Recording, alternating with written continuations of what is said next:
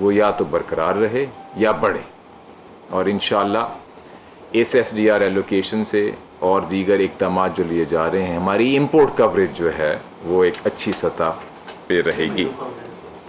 تیسری چیز جو میں کہنا چاہتا ہوں، میں آپ کے سوال پہ بھی آؤں گا مہتا صاحب، وہ یہ ہے کہ ریزروز کا ایک ہیڈ لائن نمبر ہوتا ہے، ٹوٹل ریزرو ایسٹس، اور پھر جس طرح کہ آپ کو جانتے ہوں گے ایک کانسیپٹ ہوتا ہے نیٹ انٹرنیشنل ریزروز، اور وہ بڑا اہم ہوتا ہے کیونکہ اس میں آپ کو شارٹ ٹرم جو ہماری ڈیٹس اور قرضے ہیں اس کو مائنس کرتے ہیں، اس کو نکال دیتے ہیں۔ تو ایک اور اہم پہلو آپ کے سامنے اسی ایس ڈی آر ایلوکیشن کا میں یہ رکھنا چاہتا ہوں کہ اس ایلوکیشن سے ہمارے نیٹ انٹرنیشنل ریزروز بھی اسی اماؤنٹ سے بڑھیں گے، اور یہ بھی بڑھیں گے۔ میں آپ کو ڈائریکشن بتا رہا ہوں، اور میں بات ختم کر لوں، پھر میں بتا رہا ہوں کہ وہ بڑھیں گے۔ یہ بھی ہو سکتا تھا کہ نیٹ انٹرنیشنل ریزرو نہ بڑھتے، کیونکہ جس طرح اس کی لائبلٹیز میں ٹریٹمنٹ ہوتی ہے تو وہاں سے وہ نیٹ آف ہو جاتے۔ جو اہم چیز میں آپ کو بتا رہا ہوں وہ یہ ہے کہ نیٹ انٹرنیشنل ریزروز بھی بڑھیں گے۔ تو یہ تین چیزیں آئی ایم ایف کی اس ایس ڈی آر ایلوکیشن کے ساتھ انشاءاللہ ہمارے جو ریزروز ہیں ان کو ہسٹوریکل ہائیز پہ آ جانا چاہیے۔ ہماری امپورٹ کوریج کے لیے یہ ایک بہت اچھی خبر ہے، جیسے اکانومی ریکور کر رہی ہے ہماری امپورٹس بڑھ رہی ہیں۔ اور تیسری چیز کہ ہمارے نیٹ انٹرنیشنل ریزروز بھی اس ایس ڈی آر ایلوکیشن سے بڑھیں گے۔ اب دوسرا نقطہ جو میں آپ کے سامنے رکھنا چاہتا تھا کہ ظاہر ہے ریزروز کا تعلق ہے ہمارے foreign exchange, balance of payments, current account, ان ساری چیزوں سے، اور حالیہ میں مئی میں اور خاص کر جون میں کرنٹ اکاؤنٹ ڈیفیسٹ کا نمبر زیادہ آیا، تو کافی سارے جو ہمارے صحافی دوست ہیں اور ماہر معاشیات ہیں انہوں نے یہ سوال اٹھایا کہ کیا یہ کرنٹ اکاؤنٹ ڈیفیسٹ زیادہ بڑھ رہا ہے یا ایک اس حد تک ہے جس کو ہم مناسب سمجھتے ہیں۔ تو میں اس میں جو اسٹیٹ بینک کی ویوز ہیں اس سے میں آپ کو تھوڑا سا آگاہ کرنا چاہتا ہوں۔ اسٹیٹ بینک نے اپنی آخری مانیٹری پالیسی اسٹیٹمنٹ میں یہ کہا ہے کہ ہم اس سال اپنا کرنٹ اکاؤنٹ ڈیفیسٹ تقریباً 2 سے 3% جی ڈی پی کا دیکھ رہے ہیں۔ یہ رفلی ٹرانسلیٹ کرتا ہے 6.5 سے 9.5 بلین ڈالر کا کرنٹ اکاؤنٹ ڈیفیسٹ اس سال کے لیے۔ پہلا نقطہ یہ ہے کہ یہ ہمارے اسیسمنٹ میں ایک sustainable level of current account deficits ہے۔ میں اس کو ریپیٹ کرتا ہوں کہ جو ایمرجنگ مارکیٹس ہوتی ہیں، خاص کر وہ ایمرجنگ مارکیٹس جس میں معاشی حالات بہتر ہو رہے ہوتے ہیں، جن میں جی ڈی پی کی رفتار بڑھ رہی ہوتی ہے، اس میں کرنٹ اکاؤنٹ ڈیفیسٹ اگر ایک ماڈریٹ لیول کا ہو تو وہ بری خبر نہیں، وہ اچھی خبر ہے۔ سسٹینیبل لیولز پہ ہونا چاہیے، اور ہمارا ایسٹیمیٹ 2 سے 3% آف جی ڈی پی کا ہے۔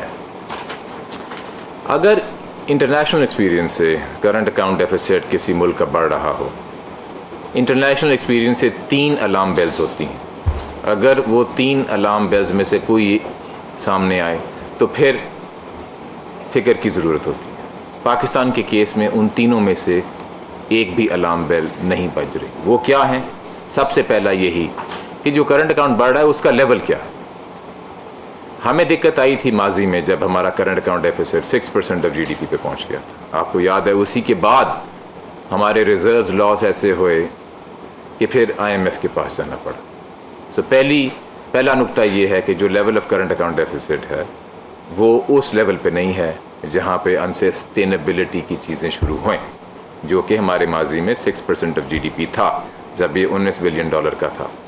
دوسری پاسبل الارم بیل یہ ہو سکتی ہے کہ اگر ایک ملک کا کرنٹ اکاؤنٹ ڈیفیسٹ بڑھ رہا ہو اور اس کا جو ایکسچینج ریٹ ہے وہ ایڈجسٹ نہ ہو رہا ہو، خاص کر ان ملکوں کے لیے جن میں مارکیٹ بیسڈ ایکسچینج ریٹ ہے، تو وہ ایک الارم بیل ہے۔ اور وہ الارم بیل اس لیے ہے کیونکہ یہ مارکیٹ کا ایک نیچرل فینومینن ہوتا ہے کہ جب آپ کے آؤٹ فلوز زیادہ ہیں اور انفلوز کم ہیں، امپورٹس بڑھ رہی ہیں، اور اگر ایکسپورٹس میں اس طرح اضافہ نہیں ہو رہا، اسی کو کرنٹ اکاؤنٹ یا ایٹ لیسٹ ٹریڈ بیلنس تو کہتے ہیں، تو ایکسچینج ریٹ جو ہے اس کو ایڈجسٹ ہونا چاہیے کیونکہ یہ مارکیٹ کا میکنزم ہے۔ تو اگر ایک ایسی حالت ہو کہ ایک ملک میں کرنٹ اکاؤنٹ ڈیفیسٹ بڑھ رہا ہو اور ایکسچینج ریٹ ایڈجسٹ نہ ہو رہا ہو تو وہ الارم کا سائن ہے۔ اگر ایکسچینج ریٹ مارکیٹ بیسڈ ملک میں ایک اچھے انداز میں 2 وے ایڈجسٹمنٹ دکھا رہا ہو جیسی پاکستان میں ہوئی ہے تو وہ ایک پازیٹیو انڈیکیٹر ہے instead of being a negative indicator. تو یہ دوسرا اہم نقطہ ہے کہ یہ الارم بیل ہمارے سامنے نہیں ہے. تیسری جو پاسبل الارم بیل ہو سکتی ہے اس ملک میں جہاں پہ کرنٹ اکاؤنٹ ڈیفیسٹ بڑھ رہا ہو وہ یہ ہے کہ آپ کے ریزروز بہت کم ہو گئے. ہمارے ملک میں اس کا الٹا ہو رہا ہے کہ ہمارے ریزروز بڑھ رہے ہیں. دیکھیں جب ہمارا کرنٹ اکاؤنٹ انسسٹینیبل لیول پہ پہنچا ماضی میں تو یہ تینوں جو الارم بیلز تھیں وہ تھیں آپ کے سامنے. یہ تینوں خطرے کی نشانیاں آپ کے سامنے تھیں. $19 بلین کا کرنٹ اکاؤنٹ ڈیفیسٹ لیول, اس کے بعد ایکسچینج ریٹ ایڈجسٹ نہیں ہو رہا تھا, اس کو ایک مصنوعی سطح پہ رکھا ہوا تھا, اور ریزروز گر گر کے تقریباً $7 بلین پہ آ گئے تھے. اور آج جو ہمارے حالات ہیں ان تینوں نقطوں پہ اس کی الٹی طرف یعنی کہ اچھی طرف چل رہے ہیں. ریزروز اللہ کے کرم سے ابھی تقریباً $18 بلین, اور جیسا کہ میں نے کہا آل ٹائم ہائیز پہ پہنچیں گے انشاءاللہ. ہمارا ایکسچینج ریٹ ایک اچھے انداز میں market based two way orderly movement دکھاتا ہے, ایڈجسٹ ہوتا ہے. اور تیسرا جو ہمارے ریزروز بڑھ رہے ہیں. تو یہ میرا دوسرا نقطہ تھا کہ جو ہمارا کرنٹ اکاؤنٹ اس کی سسٹینیبلٹی کے لحاظ سے, کیونکہ یہ سوال بہت سارے دوستوں نے اٹھایا. اور تیسرا اور آخری نقطہ براڈر کانٹیکسٹ. آج ہم بات کر رہے ہیں کرنٹ اکاؤنٹ ڈیفیسٹ کی. ہمیں اس کی خوشی سے بات کرنی چاہیے کیونکہ یہ ایک سائن ہے کہ ہماری اکانومی گرو کر رہی ہے. اور آج سے 2.25 سال پہلے آپ سارے دوستوں کے ساتھ گفتگو یہ ہوتی تھی کہ ہماری اکانومی ریسیشن میں ہے, ہماری اکانومی کی جو جی ڈی پی گروتھ ہے وہ نہیں ہے جو اس ملک کی ہونی چاہیے, جو ہمارے پاکستانیوں کی امیدیں ہیں. آج سے 3 مہینے پہلے ہی آپ لوگ ایکسپیکٹ کر رہے تھے کہ جی ڈی پی گروتھ 2% ہوئے گی پچھلے سال میں, اور پچھلے سال میں جو ایسٹیمیٹ نکلا وہ تقریباً 4% کا تھا. اس سال انشاءاللہ اسٹیٹ بینک کا جو ایسٹیمیٹ ہے گروتھ کا وہ 4 سے 5% گروتھ کا ہے. تو میں جو عرض کرنا چاہتا تھا وہ یہ تھا کہ پچھلے اگر آپ 2.5 سال میں دیکھیں تو ہماری اکانومی نے پہلے اسٹیبلائزیشن کے فیز کو اچھی طرح مکمل کیا, ملک کو انٹرنیشنل کمیونٹی کو دکھایا کہ جو 2 وجوہات تھیں ہماری پرابلمز کی اس پہ پاکستان نے قابو پایا. ایک کرنٹ اکاؤنٹ ڈیفیسٹ, دوسرا فسکل ڈیفیسٹ, دونوں میں بہتری ہے. اور یہی اسٹیبلائزیشن ہوتی ہے. اسٹیبلائزیشن کے بعد شفٹ کی گروتھ کو, اور اس کا ثبوت آپ کے سامنے آ گیا 4% گروتھ کا.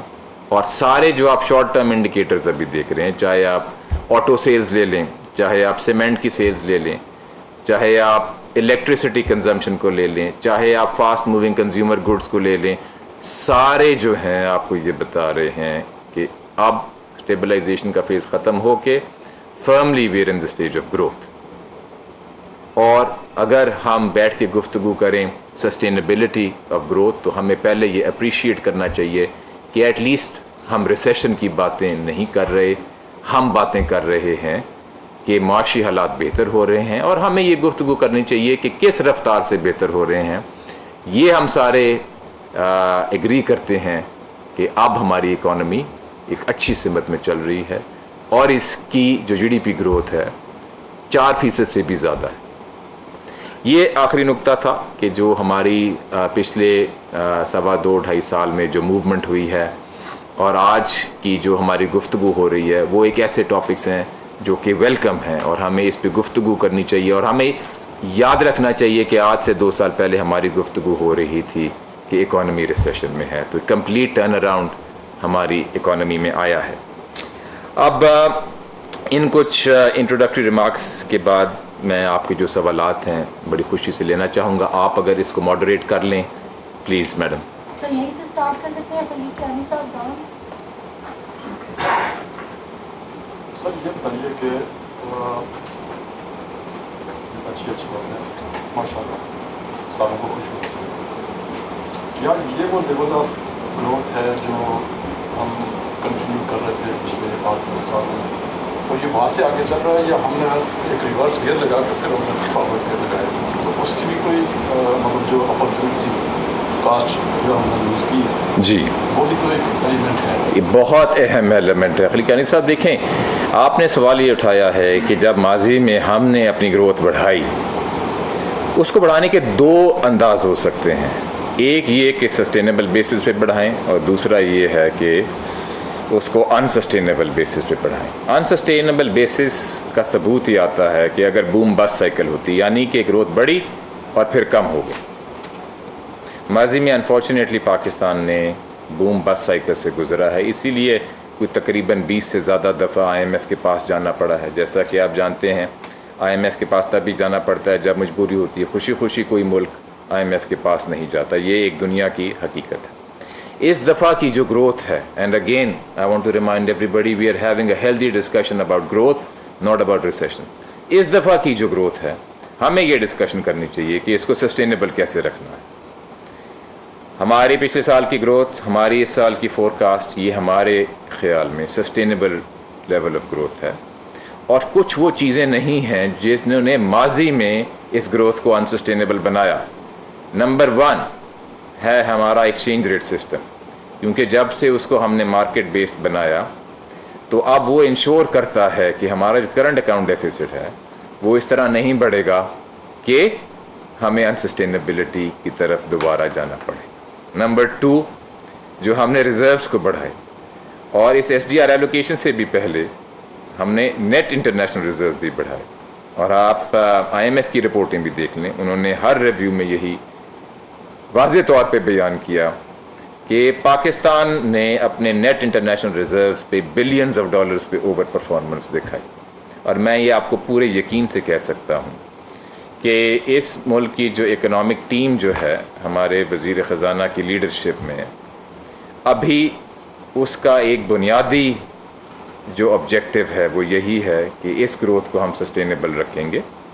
اور یہ جو میں نے کچھ آپ کو باتیں بتائیں، اسی سے ہمیں کانفیڈنس آنا چاہیے کہ انسٹیٹیوشنلی کچھ وہ چیزیں اب ہیں جو پہلے نہیں تھیں، اور اسی سے ہمیں کانفیڈنس آنا چاہیے۔ ایک اور میں اشارہ کرنا چاہتا ہوں، اور وہ یہ ہے کہ دیکھیں جب پاکستان کا انسسٹینیبلٹی کا مسئلہ پیدا ہوا تو اس کی ایک وجہ یہی تھی کہ ہماری جو ڈیٹ اور پبلک ڈیٹ جو ہے بہت زیادہ ہے، تقریباً 80% آف جی ڈی پی۔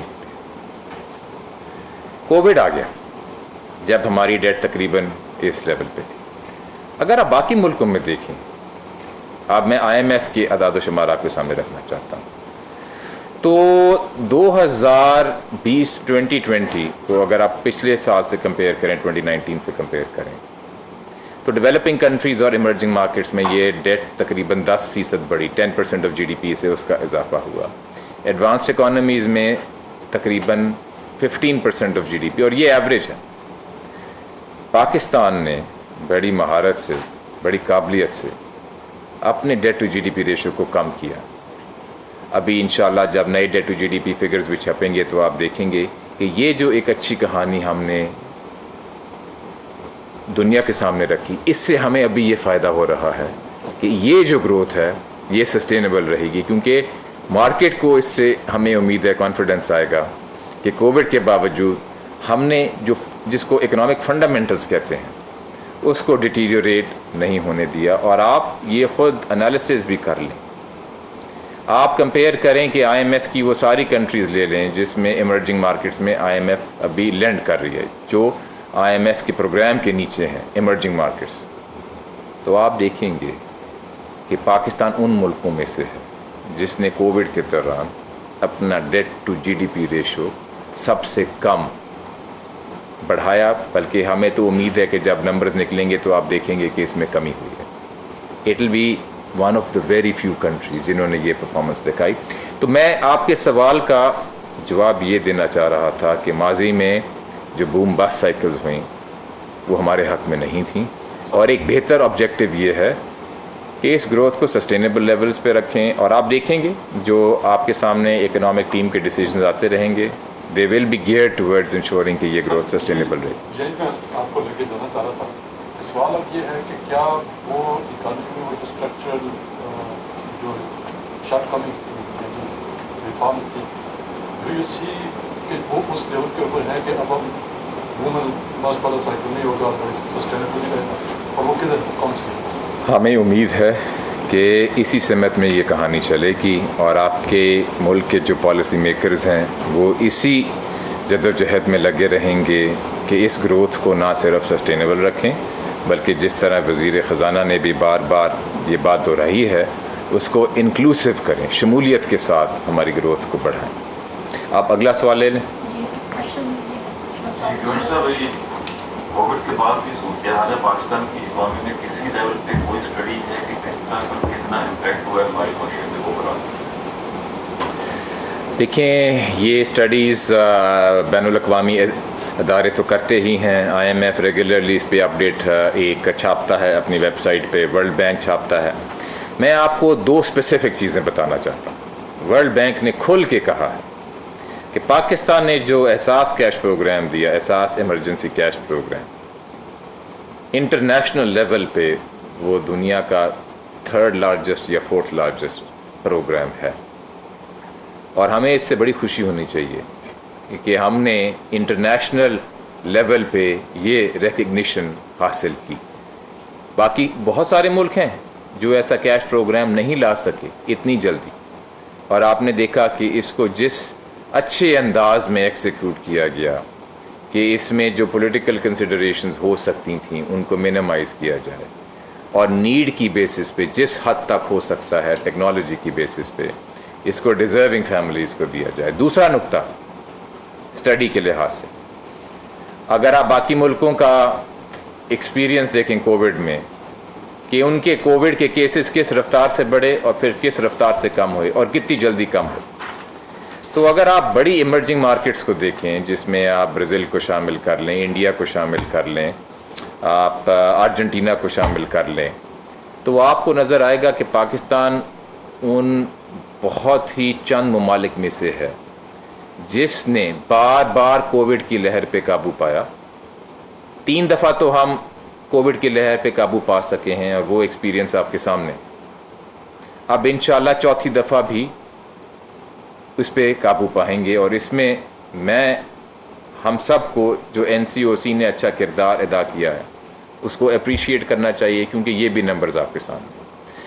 اس میں 2 پہلو ہیں، نہ صرف یہ کہ اس لہر پہ قابو پایا، دوسرا یہ ہے کہ جب وہ لہر پیک پہ گئی تو ہمارے جو کیسز تھے پر ملین آف پیپل وہ کیسے کمپیئر کیے باقی ملکوں سے، کیونکہ وہ بھی ایک ریلیونٹ میٹرک ہے۔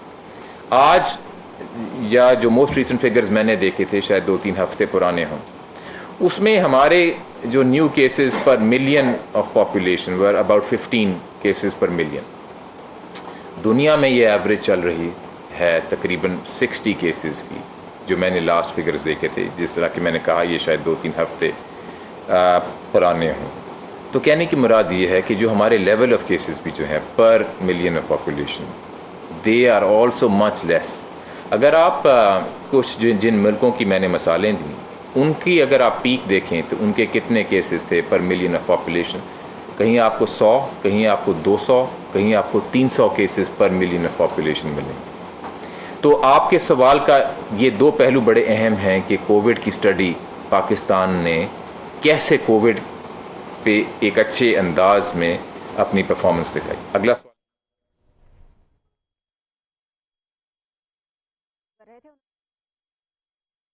میں گورنر اسٹیٹ بینک رضا باکر نیوز کانفرنس کر رہے ہیں، اور ان کی جانب سے یہ کہا گیا کہ معاشی حالات بہتر ہو رہے ہیں، معاشی استحکام کا پہلا مرحلہ بہتر انداز میں حل ہوا۔ IMF کی جانب سے $2 ارب 77 کروڑ ملنے سے زر مبادلہ کے ذخائر میں اضافہ ہوگا۔